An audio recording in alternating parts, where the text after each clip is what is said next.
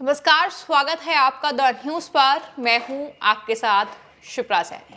महाराष्ट्र में विधानसभा चुनाव करीब हैं और सबसे बड़ा सवाल यह है कि महाराष्ट्र में कौन सरकार बनाएगा, महाविकास आघाड़ी या महायुति, कौन किस पर भारी पड़ेगा। इसको लेकर तमाम सर्वे सामने आ रहे हैं और एक और ताजा सर्वे सामने आया है जिसको लेकर विस्तार से चर्चा करेंगे वरिष्ठ पत्रकार अजय जी के साथ।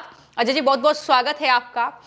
सवाल ये है कि जो ताजा सर्वे सामने आया है महाराष्ट्र को लेकर, क्योंकि चुनाव है वहां पर, तो ये टाइम्स नाउ नवभारत का सर्वे है जिसमें अगर बात की जाए महायुति को तो 137 से 152 सीटें वो दे रहे हैं।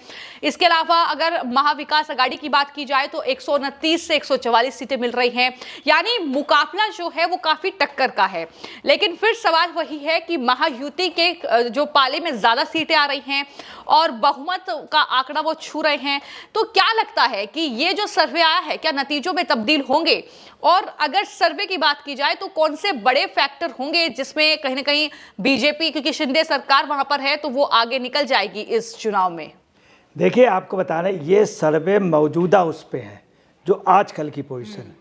अब आगे की जो स्थितियां हैं उसमें कई योजनाएं ऐसी जो बीजेपी को प्लस होने जा रही हैं। ये मौजूदा उसमें है जिस पे बीजेपी प्लस कर रही है और ये बहुमत पे भी आ रहे हैं। अब होता क्या है कि आपको बता रहे हैं, जो ही सतपुड़ा की पहाड़ियाँ, बिंद की पहाड़ियाँ जो ही पार होती हैं, मतलब मध्य प्रदेश से आगे महाराष्ट्र की शुरुआत होती, तो वहाँ से लेके तमिलनाडु तक का एक ट्रेंड होता है। अगर जिसने लीड ले ली तो एकदम से उधर जमाना चल देता है। ये कहा भी जाता है कि भारत भेड़िया दसान है। सबसे ज़्यादा ये साउथ में चलता है, महाराष्ट्र से। अगर तमिलनाडु में कोई जीत रहा तो एक तरफा जीतता है, कभी द्रमुक जीत रही, कभी अन्ना द्रमुक। चूँकि बहुमत पे सीटें आ रही तो फिर ये लीड ले जाएंगे। दूसरी एक वजह है कि ये देखा जाता है दोनों गठबंधन में कौन गठबंधन मजबूत है और किसमें एकता है।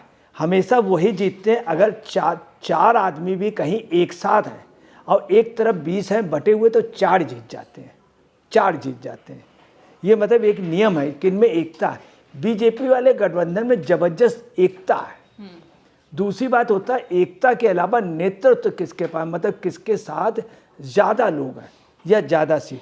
तो इनके साथ एक जो सबसे बड़ी बात आ रही है वो बीजेपी को वोट ऑफ परसेंटेज अच्छा मिल रहा है। दूसरी बात, बीजेपी की जो सीटें हैं वो 83 से 93 आ रही, 26.2%, मतलब 26.5%। और 83 से 93, मान लीजिए अगर 93 सीटें आ जाती तो शिवसेना को ये रहेगा ठीक, हमारे एक उसकी 93 सीटें आ रही तो हम फाइट में तो रहेंगे।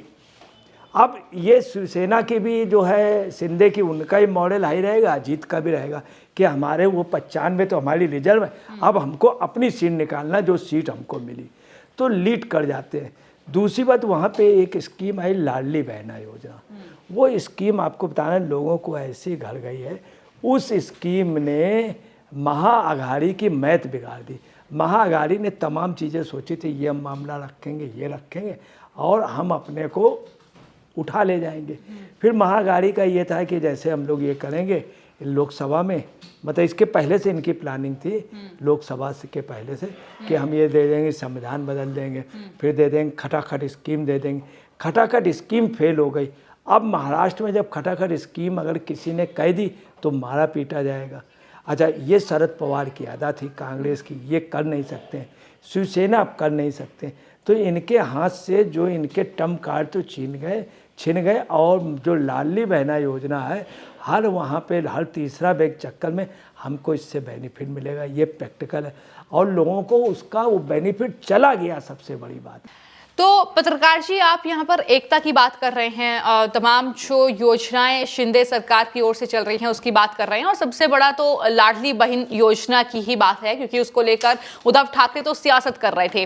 लेकिन जब आप बात एकता की कर रहे हैं तो यहाँ पर जो है शिंदे गुट और साथ ही देवेंद्र फडणवीस यानी बीजेपी और अजीत पवार एक मजबूत जो है कहीं ना कहीं उनका नेतृत्व समझ में आता है, वो क्लियर है अपनी चीज को लेकर कि वो शिंदे के नेतृत्व में ही चुनाव लड़ेंगे। लेकिन दूसरी तरफ जो है महाविकास आघाड़ी, उसमें जो है फूट जबरदस्त देखने को मिल रही है, क्योंकि उद्धव ठाकरे को चेहरा जो है वो एनसीपी और कांग्रेस नहीं चाहती है। क्या ये भी एक बड़ी वजह हो सकती है कि इस तरीके से वोट बैंक घट रहा है, नाराजगी कहीं ना कहीं वो महाविकास आघाड़ी के लिए लोगों की दिख रही है? देखिए, एक्चुअली में है क्या कि जो महाविकास आघाड़ी है उस पर कोई बड़ा नेता नहीं है। शरद पवार बहुत बड़े नेता थे, परंतु आज की डेट में नहीं है। अजीत पवार के हटने से शरद पवार के नीचे के जैसे किसी आदमी के पैर गायब हो जाना, बिल्कुल विकलांग हो गई पार्टी। दूसरी बात, शिवसेना में वो बाल ठाकरे जी नहीं है। दूसरा, शिवसेना के जो लीडर थे वो उद्धव ठाकरे कभी लीडर नहीं रहे। शिवसेना में जो लीडर रहे हैं वो जोशी जी रहे, मनोहर जोशी जो चीफ मिनिस्टर थे, नारायण राणे जो शिवसेना से चीफ मिनिस्टर थे, शिंदे जी, संजय रूपम जी, इन्होंने भाजपा गठबंधन में चले गए और शिवसेना अलग कर ली। अब शिवसेना का सिंबल चला गया, शिवसेना की जो पार्टी थी चली गई, सब कुछ कार्यकर्ता उधर चला गया। दूसरी बात, सबसे बड़ी जो शिवसेना के साथ लाइन हुई है उसकी जो विचारधारा है वो शिंदे के साथ चली गई। इनके साथ वो विचारधारा दी थी कट्टर हिंदूवाद की थी, सच है, और मुस्लिम विरोध की थी। अब जो मुस्लिम वो इनके साथ थे, लोकसभा में जिताया, मगर विधानसभा में मुस्लिम वोट कतई भी उनको नहीं देगा, कतई भी शिवसेना में नहीं। दूसरी बात, कांग्रेस ने एक सर्वे कराया कि शिवसेना यूबीटी को मिल रही। अब समस्या ये है कि वहाँ पर ये कहना है ये अभी राहुल गांधी जब वहाँ गए तो ये हुआ कि इनको बुलाने का, तो ये हुआ कि मेन सीट पे बैठेंगे राहुल गांधी, उसके बाद बैठेंगे शरद पवार, उसके बाद ये क्षेत्रीय नेता हैं इनको अलग बैठाया जाएगा। ये चीज़ इनको नागवार लगी। दूसरा ये था कि मुख्यमंत्री घोषणा कर दो, तो उन लोगों ने समझाया कि देखिए वो बात अलग थी, अब आप अपना बेस खो चुके हैं। आपके पास हम सब कुछ मानते हैं, मगर आपके पास कितने विधायक, कितने सांसद या वोट आपका कहाँ है, ये बात कही। और रहा नेता बनने का, नेता बनाने का इनको कोई प्रश्न नहीं उठता।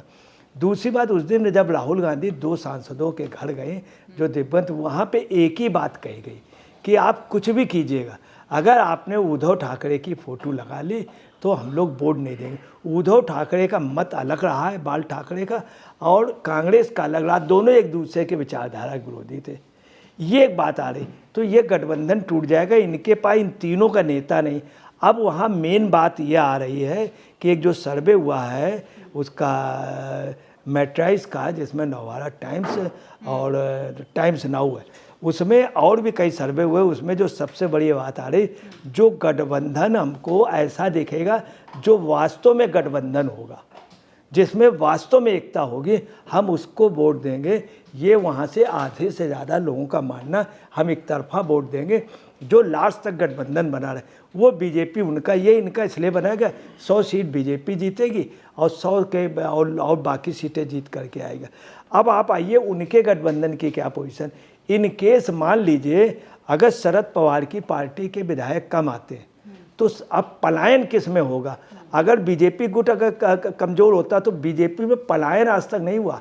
अगर उनके 75-78 विधायक जीते थे ममता बनर्जी, तो आज भी 75 है, 3 ही गए, जबकि ममता बनर्जी ने बहुत दबाव बनाया, तो हर जगह बीजेपी का विधायक कम नहीं हुआ। उद्धव की शिवसेना यूबीटी में हो जाएगा। अगर मान लीजिए उद्धव के अगर 8 विधायक जीतते हैं तो निश्चित पलायन कर जाएंगे। दूसरा, बीजेपी ये भी है कि उसमें उनको मंत्री बना भी देगी और उनको उसमें उनको पद दे देगी उद्धव टुकुर। यही पोजीशन शरद पवार के अगर कम जीतते हैं। तो यहाँ पर जो एक महत्वपूर्ण सवाल उठता है वो ये कि जो ये सर्वे सामने आया है जिसमें बहुत बड़ा झटका महाविकास आघाड़ी के लिए है, जो आंकड़े हैं, जो सीट्स हैं, तो इसमें एक मुद्दा है मराठा आरक्षण का और दूसरा मुद्दा है वहां पर जिस तरीके से शिवसैनिक जो है बाला साहेब ठाकरे के समय जो शिवसैनिकों की पोजीशन थी वो आज कहीं ना कहीं तितर बितर हो चुके हैं। शिंदे गुट के साथ हैं, कुछ उद्धव गुट के साथ हैं, लेकिन एक नाराजगी है उद्धव ठाकरे के साथ जो इस डाटा में निकलकर सामने आती है, जो इन आंकड़ों में निकलकर सामने आती है। क्या कहेंगे कि वक्त के साथ उद्धव ठाकरे ने शिवसैनिकों को नाराज किया है? देखिए, ऐसा है कि जो शिवसैनिक था वहाँ बोल्ड था, वो जब पिटा है या कोई उसको प्रॉब्लम हुई है वो उद्धव ठाकरे के पास गए, उद्धव ठाकरे ने सपोर्ट नहीं किया। दूसरा, उद्धव ठाकरे जब भी वहाँ कोई डिस्प्यूट हुआ तो वहाँ पे वो जो उनके अगेंस्ट में मतदाता था मुस्लिम के साथ रहा। दूसरा, उन्होंने जिस तरह कह दिया बाप की ज़मीन कोई छू नहीं सकता, जिस डायलॉग पे उन्होंने बोला वो डायलॉग उनके जस्ट उल्टा कह रहा। तो वहाँ की जनता का ये भी कहना है कि मतदाता भी आपको अब छुएगा नहीं, ये उन लोगों। दूसरी आपको बता रहे हैं कि सबसे ज़्यादा मराठा आंदोलन ने शिवसेना को, शरद पवार को खोखला कर दिया। वह ये है कि जो मराठा आंदोलन हुआ वो उन्होंने जरागे साहब ने किया, उसमें क्या हुआ, सबसे बड़ी बात आई कि एक चीज़ खुली कि ये शिवसेना यूबीटी उद्धव वाले ये चाह रहे थे कि थोड़ा सा बवाल हो जाए, अशांति हो। शरद पवार कांग्रेस बहुत चाहती थी कि यहाँ अशांति हो जाए और केंद्र की और स्टेट की सत्ता हो जाए। इस चीज़ को वहाँ के मराठों ने तर लिया। मराठों का कहना, हम गए थे, हम बहुत बड़ा आंदोलन करते और सरकार को मजबूर कर देते चारों तरफ, मगर वहाँ पे हिंसक करने का या हमको उत्तेजित करने का कांग्रेस वगैरह ने प्रयास किया। हमारे इसका असर बहुत है और बहुत शांतिपूर्ण ढंग से शिंदे पहले चीफ मिनिस्टर हैं जिन्होंने उसका मुकाबला कर लिया, कई समस्याओं का, इस आंदोलन का ये क्रेडिट जा रही। इसलिए हम आपको बता रहे हैं ये लीड कर गए हैं और इनकी सरकार निश्चित बनेगी। तो महाराष्ट्र के इस चुनावी सर्वे पर आपने वरिष्ठ पत्रकार अजय जी की राय सुनी। उनका यही कहना है कि लाडली बहन योजना से लेकर शिंदे के नेतृत्व में जिस तरीके से शांति महाराष्ट्र में है, उसका एक बड़ी वजह यह है कि इस पूरे सर्वे में जो है शिंदे सरकार को बहुमत मिल रहा है या एनडीए को बहुमत मिल रहा है। और वहीं पर चाहे मराठा आरक्षण का मुद्दा हो, फिर चाहे वो शिव सैनिकों की नाराजगी हो, वो कहीं ना कहीं उद्धव ठाकरे को या शरद पवार को इस पूरे चुनाव में ले डूबेगी, ये साफ तौर पर वरिष्ठ पत्रकार अजय जी कह रहे हैं। फिलहाल आपकी इस पर क्या राय है, हमें कमेंट बॉक्स में जरूर बताएं। धन्यवाद।